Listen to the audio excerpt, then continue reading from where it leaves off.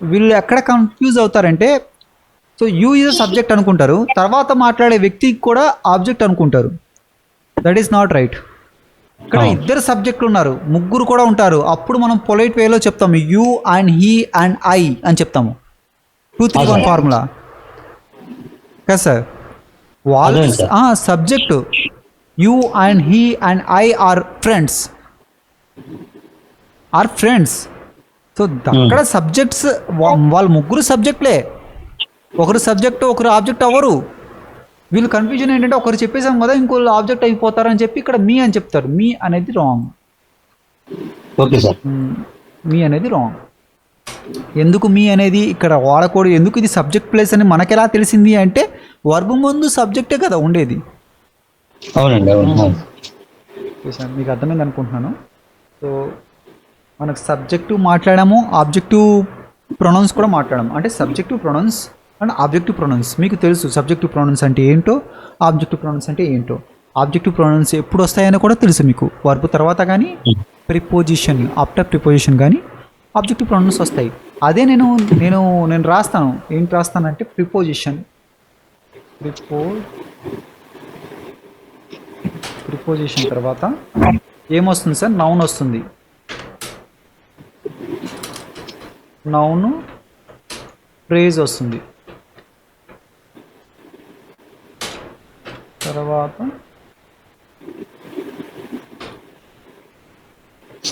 Noun clause వస్తుంది. తర్వాత జిరెండ్ వస్తుంది. తర్వాత ఆబ్జెక్టివ్ ప్రొనౌన్. ఇదే మనం మాట్లాడేది ఆబ్జెక్టివ్ ప్రొనౌన్. ఆబ్జెక్టివ్ ప్రొనౌన్స్ గురించే కదా మాట్లాడేది మనం. చూసారా లాస్ట్ పాయింట్ ఎక్కడుందో? దీంట్లో ఉంది దాగేది. ఇది వీళ్ళు పట్టించుకోరు. ఓకే, ప్రిపోజిషన్ తర్వాత వర్బ్ ఐఎన్జి జిరెండ్ ఇది ఒక్కటే చెప్తారు. ఇది ఒక్కటే తెలుసు వాళ్ళకి. ప్రిపోజిషన్స్ తర్వాత వర్బ్ ఉంటే ఐఎన్జి యూజ్ చేయాలని అదొక్కటే తెలుసు చాలామందికి. సో అది ఒకటే చెప్తారు. నౌన్ రావచ్చు, నౌన్ రాకపోవడం తప్పేం లేదు. నౌన్ ఫ్రేజ్ కూడా వస్తుంది, నౌన్ క్లాజ్ కూడా వస్తుంది. నౌన్ క్లాజ్ యూజ్ చేయడం చాలా తెలుసుకోవాలి. ఎందుకంటే సెంటెన్స్ అనేది పూర్తి అవ్వదు సార్, అది ఎవరికి తెలీదు. ఊరికినే దట్టు వాట్ పెడితే అని కాదు అర్థం. అని మీనింగే వస్తుంది తెలుగులో, కానీ ఎందుకు పెడతాం మనం? అది ఒక noun clause. That is a noun clause. What is a noun clause? That is a relative pronoun. Relative pronoun use చేస్తాం మనం, కాదనట్లా. అడ్జెక్టివ్స్ క్లాజెస్ ఉంటాయి, యాడ్వర్బ్ క్లాజ్ ఆఫ్ టైం ఉంటుంది, యాడ్వర్బ్ క్లాజ్ ఆఫ్ ప్లేస్ కూడా ఉంటుంది. చూపిస్తుంది. చెప్తాను సార్, నేను మొత్తం చెప్తాను.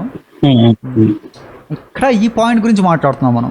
ఇవన్నీ మాట్లాడుతున్నాం మనం. మళ్ళీ ఇవన్నీ మాట్లాడుకుంటాం. ఆ ప్రిపోజిషన్ తర్వాత జిరెండ్ వస్తుంది, ప్రిపోజిషన్ తర్వాత నౌన్ క్లాజ్ వస్తుంది, ప్రిపోజిషన్ తర్వాత నౌన్ ఫ్రేజ్ వస్తుంది, ప్రిపోజిషన్ తర్వాత నౌన్ కూడా వస్తుంది. ఓకేనా సార్? ఇక్కడ ప్రిపోజిషన్ అంటే ఒక్కటే కాదు కదా. టు ఉంది, ఫర్ ఉంది, విత్ ఉంటుంది, వాట్ ఉంటుంది, ఎబో ఉంటుంది, అండర్నీత్ ఉంటుంది, బినీత్ ఉంటుంది, ఇంకా ఏముంటాయి సార్? చాలా ఉంటాయి. బిలో ఉంటుంది, అండర్ ఉంటుంది, ప్రిపోజిషన్స్ చాలా ఉంటాయి, ఇంక్లూడింగ్ ఉంటుంది. నేను మొన్న క్లాస్లో ఒక న్యూస్ పేపర్ రీడింగ్ చేశాను సార్, ఒక video. So I made A video on news paper. So that time I came across including. చాలామందికి తెలియదు అది ఇంక్లూడింగ్ ప్రిపోజిషన్ అని. ఎందుకు యూజ్ చేస్తారు? సహా అనుకుంటారు, సహా అని కాదు. So that meaning is, have you seen that video sir? చూసారా మీరు? అది నేను చెప్తాను, మీకు తెలియదు కదా, చూడలేదు కదా, చెప్తాను అండి. ప్రిపోజిషన్ వచ్చింది కాబట్టి కొద్దిగా డిస్కస్ చేద్దాము. ఇంక్లూడింగ్ అనేది ఏం లేదు సార్. ఇంక్లూడింగ్ అనేది కూడా ప్రిపోజిషనే. ఇంక్లూడింగ్ అనేది ప్రిపోజిషనే. సో రీసెంట్గా రాయిసీ ఒక ఏరియా ఉంది, రాయిసీ అని అసలు జమ్మూ కాశ్మీర్లో రాసి అనుకుంటా. సో అక్కడ మనకి prime minister when he was taking oath that time ఒక ఇన్సిడెంట్ జరిగింది. అటాక్స్ చేశారు టెర్రరిస్ట్ అనేది ఒక పిలిగ్రిమ్స్ బస్ మీద చేస్తున్నప్పుడు. దాని న్యూస్ ఏంటి అంటే 50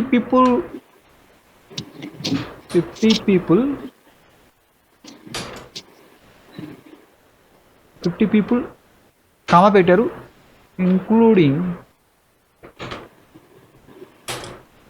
9 children. మళ్ళీ కామా పెట్టి వర్ attacked by terrorist.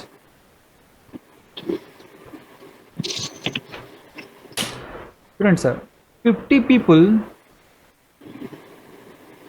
including 9 children were attacked by terrorist.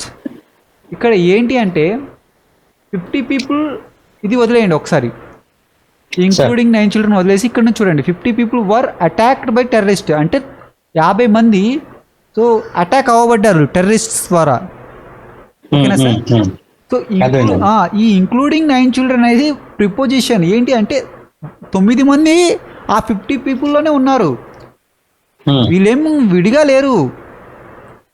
So ఈ 50 పీపుల్లోనే ఉంటారు. బట్ మనం we are focusing on that 9 children. 2 people including ఆ ఉమెన్ వర్ కిడ్నాప్డ్ అంటే ఏంటి అంటే ఆ ఉమెన్ కూడా దాంట్లోనే ఉన్నారు, ఆ 2 peopleలోనే. సో ఇక్కడ చూడండి, ఇది సబ్జెక్ట్ అయింది 50 people అనేది. ఇది వర్ ఏమవుతుంది సార్? Helping verb అవుతుందిగా. ఇది ఒక వర్బ్ అవుతుంది, పాస్ట్ పార్టిసిపల్.